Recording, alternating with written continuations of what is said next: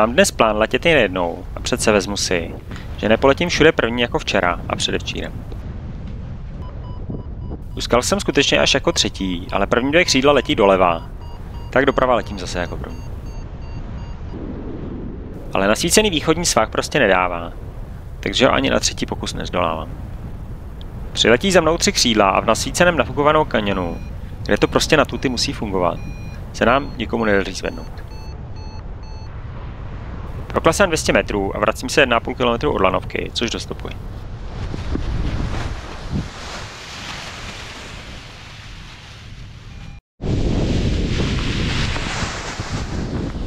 Už poledne byly dostupy 3200 metrů a nad Marmoládou točí křídla, tak je plán jasný.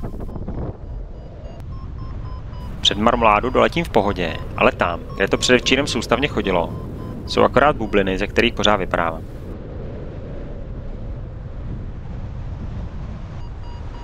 Dojde mi trpělivost a letím k mraku uprostřed údolí.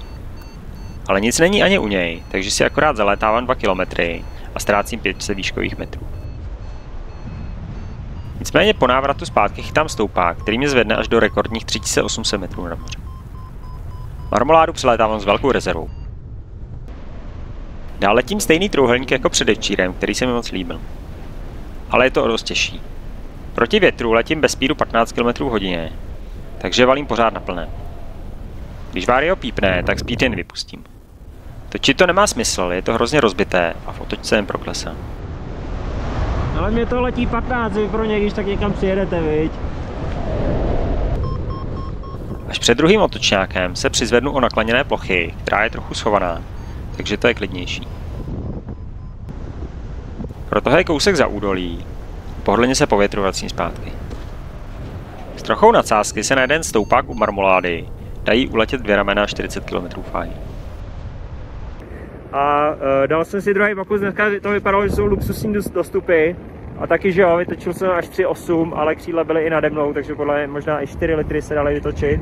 Ale těch 3,8 zase můj rekord, takže Marmoláda pokořená úplně s přehledem, prostě tu jsem si prohlídl krásně ze zhora. A letím zase ten stejný trojúhelník jako předevčírem. Tentokrát ale teda vyfoukalo do čela, takže když jsem letěl tím údolím, tak tam, kde jsem předevčírem letěl vlastně 55, chvílema 70, tak jsem bez speedu letěl 15, takže furt plnej prostě. Když to někde zapípalo, tak jsem to ani netočil, protože to bylo strašně rozbitý, takže jsem tam jenom zpomalil, trochu se nechal přizvednout a prostě dál valil na plným. Přilétám minus 400 metrů pod startem, ale už vím, že z této výšky nebude těžké se vyzvedat, takže jsem za chvíli v úrovni startu, kde snílám pitstop.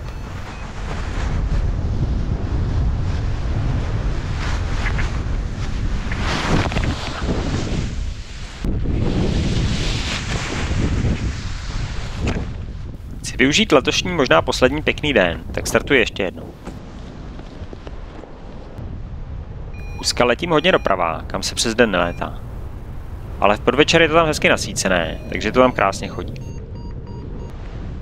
Vytáčím strop, který je teď 3100 a letím na saz Bordoj. U skály je naprosto spolehlivý trojkový výtah, který se ani nemusí točit, stačí ho vyosmičkovat.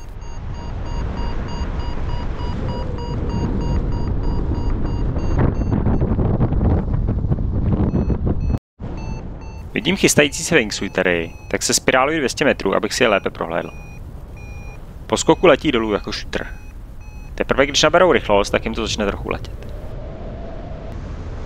Pak ještě rozloučení s Marmoládou a na přistání mi to vychází jen tak. Dnešek byl snad ještě lepší než čtvrtek díky fantastickým dostupům. Byl jsem ve flight level 126, v Česku se smí do file 95. Jen ten vítr to dost stěžoval. Když jsem se údolím tlačil 15 km/h, tak jsem myslel, že nemám šanci to doletět. Ale nebát se letět celou dobu na plném speedu mě nakonec skrz údolí dostalo. Hele, fouká jako jeho západ, a docela mi přijde teda, že přifoukl, já teď letěl 12 a teda vytočil jsem 3,8, ale teďko jsem nad Marmoládou, zkusím to skočit do toho dalšího údolí, ale podle na ten západ to poletí pěkně blbě.